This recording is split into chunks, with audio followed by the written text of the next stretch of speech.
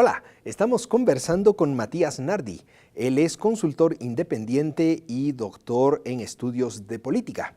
Matías está participando en un coloquio de la serie Exploraciones sobre la Libertad y el tema es la ley, la libertad y el desarrollo de Occidente.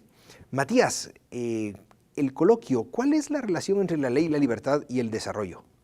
Bueno, esa es una pregunta muy interesante. Es un puzzle o un rompecabezas que ha traído grandes cuestionamientos a los diferentes investigadores, académicos de diferentes áreas sociales, ya sean las áreas económicas, políticas, sociología, antropología, los cuales han tratado de establecer la ocurrencia de este milagro en Europa o en Occidente, por lo cual se ha dado un aumento en la calidad y en la longevidad de la vida de las personas, el cual ha ocurrido en los últimos 200, 250 años.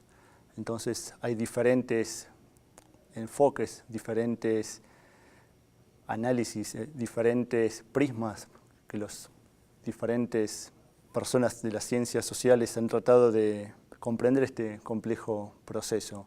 Como tú bien mencionas, grandes variables o variables que han sido identificadas son la ley y la libertad. ¿Cómo han afectado la ley y la libertad el desarrollo de Occidente?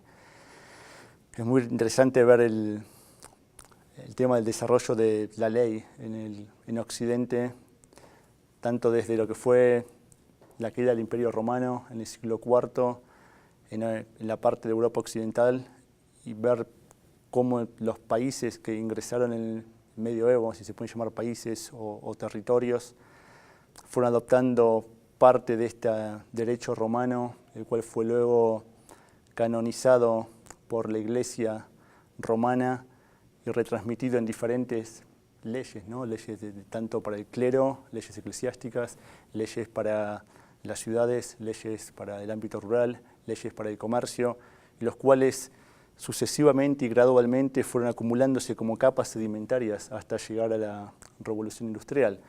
Dos leyes que podemos hablar y son claves, una de ellas es la Carta Magna en Inglaterra, las otras son las diferentes encíclicas papales que han permitido la transmisión nuevamente de ese derecho romano hacia el derecho mercantil, por ejemplo. En el caso de la libertad es más complejo comprender la libertad como un bien en sí mismo, ¿no? Es un proceso que ha llevado muchos siglos, pero aquí nuevamente, digamos, la libertad es algo fundamental para el desarrollo de Occidente. Y Matías, ¿cuáles son las lecturas que han hecho para este coloquio? Bueno, las lecturas han sido diversas, han sido excelentes en su selección. Si es, digamos, mi opinión, digamos, hemos visto textos de Max Weber, textos de Douglas C. North, textos de Jared Diamond, textos de Alex Werner, de John C. Hall. Hemos, la verdad que visto temáticas desde cómo afecta la religión a la libertad, cómo afecta la cultura a la religión y a la libertad, cómo ha sido el desarrollo legal en Europa Occidental. Hemos visto cuáles son los determinantes ambientales y geográficos o espaciales, si quieres llamarlo de ese modo, sobre estas variables.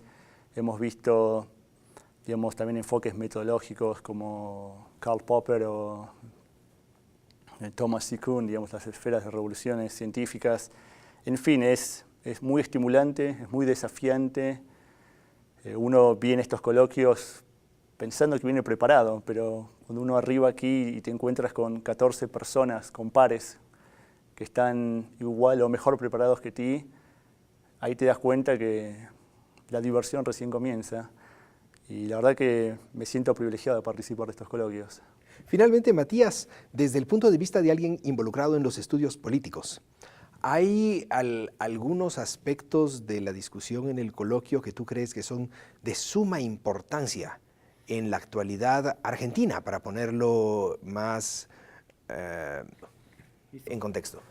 Y sí, creo que lamentablemente en Argentina se ha perdido en una forma muy grave el tema de la ley, ¿no? El derecho de propiedad, por ejemplo. El gobierno que tenemos en la actualidad ha confiscado empresas, ha nacionalizado empresas, ha seriamente afectado la producción y comercialización de bienes primarios, como ser bienes agrícolas.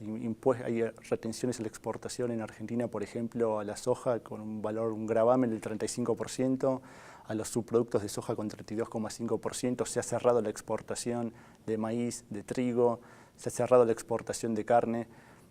Digamos, se ha intervenido directamente a través de cupos y subsidios en todo lo que es la producción primaria de alimentos. En el ámbito energético es similar. Esto ha tenido una grave consecuencia primero en la elección de las personas, que libremente no pueden decidir en qué actividades económicas van a invertir. Una persona también no sabe cuál va a ser la rentabilidad de su negocio. Por otro lado, ha causado desabastecimiento de productos, ha causado pérdida de ingresos de divisas del exterior al país porque las exportaciones han sido cerradas, se ha afectado seriamente la confianza en el país, se ha afectado, digamos, la imagen del país, se ha afectado todo, negativamente el ámbito institucional. También se ha cerrado lo que es el mercado de divisas. Las personas en Argentina, los inversores, no pueden intercambiar libremente divisas tales como el dólar. Matías, parece un agujero oscuro e inmenso. ¿Quién gana con esto? Lamentablemente, nadie. Te diré, en el largo plazo no gana nadie, en el corto plazo ganan aquellos que son amigos del poder, aquellos que no son personas honestas, aquellas que son personas inseguras, irresponsables, personas que no tienen respeto por el prójimo, personas que no ven al prójimo como iguales, ¿no? No hay igualdad ante la ley. Esa es una grave consecuencia. Se ha perdido en Argentina lo que es la conciencia colectiva de la igualdad ante la ley. Y si no hay igualdad ante la ley, se pierde la libertad.